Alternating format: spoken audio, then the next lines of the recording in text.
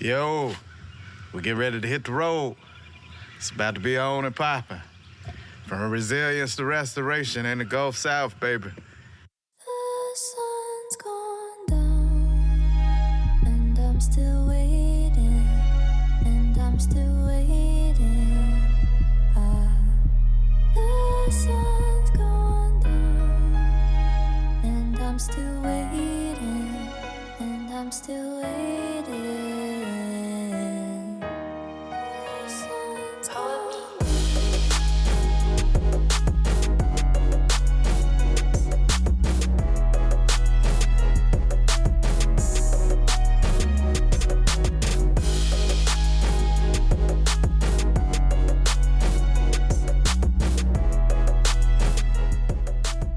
The Gulf Coast of the United States includes Florida, Alabama, Mississippi, Louisiana, and Texas. In these states, you'll find key industries like petrochemicals, oil refineries, energy, agriculture, fishing, and tourism. At the same time, this region faces increasing challenges such as climate change, extreme weather, coastal erosion, pollution, and worsening public health risks. Vulnerable communities, particularly Black and brown populations, struggle post-disaster with economic instability and inadequate resources. In some places, the natural resources that were once plentiful are now scarce. Reverend Michael Malcom, the executive director of the People's Justice Council, and his team explore these issues and showcase community leaders addressing economic and racial injustices, food insecurity, and building resilience programs for restoration. We asked each community leader the same questions. What are the challenges faced by their communities? How do we ensure equitable restoration? And what are their hopes for the future of not only their communities, but the Gulf South in the face of ongoing environmental challenges? These are their responses. I'm Jermaine Richardson. I'm the pastor of Bethel African Methodist Episcopal Church in Ensley, a neighborhood in Birmingham. I'm also the president of BEAT, and I am on the steering committee for Alabama Interfaith Power and Light.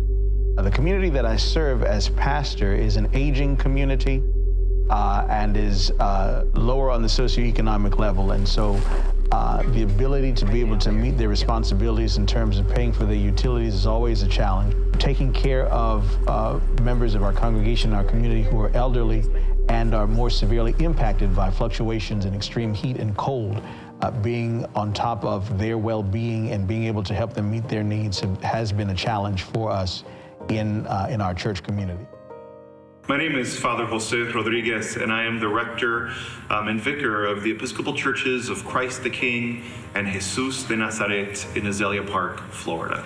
Natural disaster has really impacted our community in that we're a convergence of individuals who've been displaced by hurricanes in Puerto Rico to the Orlando area, and also a community that is constantly impacted by weather events, flooding, hurricanes, the displacement of jobs, the displacement of workers, workforce interruptions, and other issues caused by disaster, especially the disasters that we've had over the past 5 years.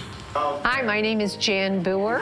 I work with Unitarian Universalist Justice Florida, heading up their climate resilience ministry, working in community as we've been doing today, hearing from people and seeing what are the ways that we can work together to find solutions to the problems that people are describing. I work with a lot of different communities, and there are some things that are common to all communities, which one of which is lack of resources to deal with the problems that they have. Hi, my name is Lawana Gelzer. I always introduce myself as one of the most concerned citizens you'll ever meet. We're still dealing with environmental injustice.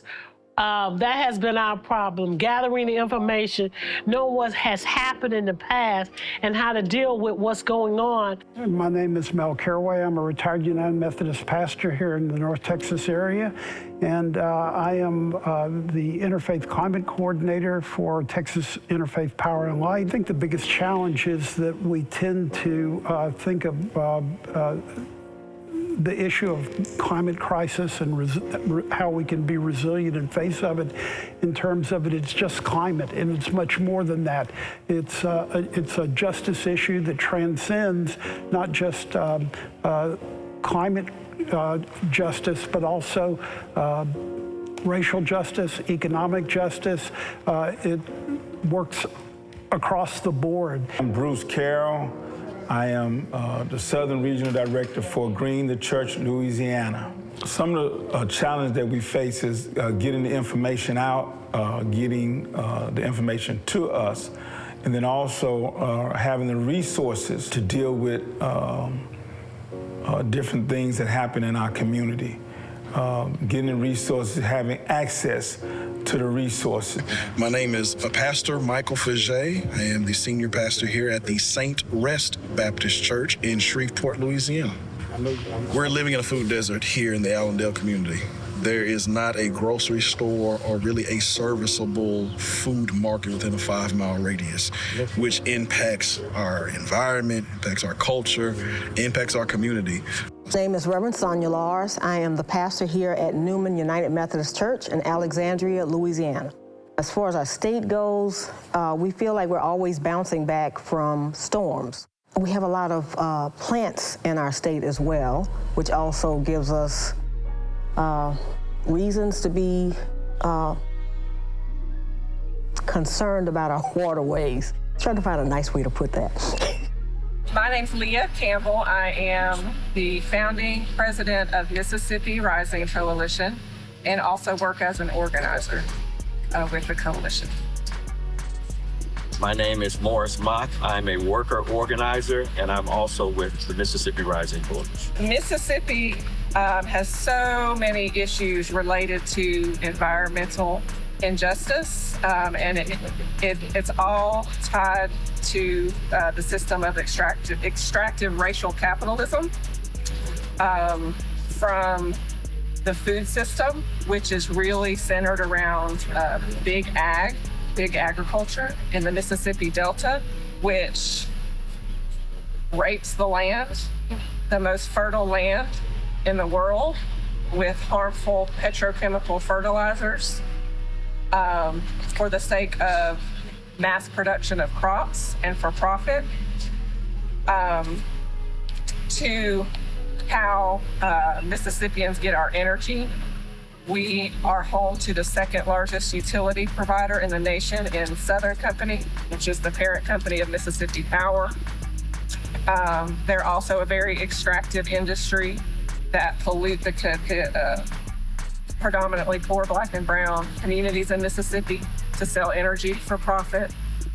Then we have to look at mass incarceration as an extractive industry. There's just on so many levels, there's so many systems of oppression and extractive industry that impact Black and brown communities and poor communities in Mississippi. It's a lot to answer in one question. I definitely agree with what Leah's saying. It's the systemic system that has been plaguing Mississippi forever. When it comes to the slaves coming out on a slave ship, to workers' rights, Mississippi, they don't care about Black people, period. I mean, the systemic system has, the injection, the poisoning of the water, the flooding, it's apartheid. Mm-hmm. And I think that is something that we definitely need to hold politicians accountable for. And that's one of the number one reasons why we do the work that we're doing. Accountability. And we know because of apartheid, we understand that there's something that created this situation that we're in. And it's our job to fight that system. Mm-hmm. Father, how do you think the communities you can serve or that you serve can balance the need for economic development with the needs of environmental protection and sustainability? Well, in terms of economic development, a lot of the new opportunities that are being made available to homeowners and individual citizens are not yet readily available to the community I serve. Often our communities look at a trickle-down model of assistance or help Sadly, I don't think that trickle down works. So we need to go from a grassroots effort. We need to go down to the soil. We need to go down to those individuals who are closest to our communities and see what sprouts up. So if we start from a truly democratic position in helping people, that's going to be the most equitable. We're meeting with people who rent. We're meeting with people who move from home to home. We're meeting with the individuals that have the most instability and vulnerabilities in their life. And their solutions are going to be solutions that are going to be more universal in reach. Because if we're able to serve the least of these well, we'll definitely be able to serve those who are better resourced or have more opportunities available to them. We've got to do something. As community, we have to come together. As community, we have to fight collectively. One of the things that we really need to work on, and we do work on in a lot of communities, is being able to help people get connected through technology. It's a triumph to move somebody from a landline onto a cell phone. It's a triumph to move somebody to understand that they have to actually leave their cell phone on if they want to receive notifications, and to be able to get them to use apps and to be able to participate in ways that they can get information that keeps them safe. So that's one of the kinds of problems and one of the challenges. And another one of the challenges is really working to heal whatever is broken in a community. One of the major concerns that I have concerning equitability is the fact that options for renewable energy are often squashed in their infancy in this area. We are fully dependent upon the electricity that's provided by the major electric provider and gas, and any attempt to find some other way of generating power, particularly for those in low-income areas, are seemingly eliminated even before they can be investigated. I think it's of great urgency to have particularly the faith community come together and be able to say to those who are making the determination of what access we have to renewable energy, that it is a financial, economic, and community response to be able to give people access to greater options than what is just available now. There are many different aspects of equity, inclusion, access that are very complicated and involve many people. And in order for us to be able to make these equitable, we have to reach out to many, many different groups to participate in creating a solution. Because only the people who are experiencing those inequities truly understand the obstacles that they face. And we must try to get them to the table to be able to talk and describe the solutions and actually bring other people to the table who really need to listen to them. One of the things that can be done to make sure that restoration is equitable is, number one, listening to the community. Because most of the time, professionals in this space have really great ideas, but those ideas may not be what the community needs at that time. So how are you going to honestly go in and assist with restoring something that you don't understand how it got there to begin with? So you have to listen to the community members, and then you're going to pair that with the scientific knowledge that we're able to gain, and then you're going to pair that with the professional ideas.